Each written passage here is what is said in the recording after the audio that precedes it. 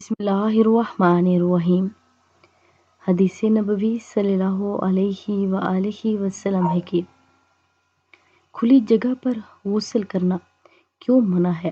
رسول اللہ صلی اللہ علیہ وآلہ وسلم نے فرمایا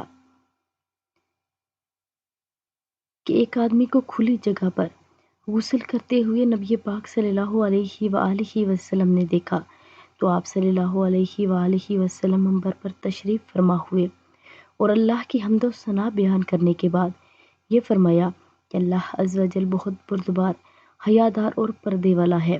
وہ حیا اور پردے کو پسند فرماتا ہے، لہٰذا تم میں سے جب کوئی غسل کرے تو پردے میں کرے۔ وضاحت یہ ہے کہ غسل پردے میں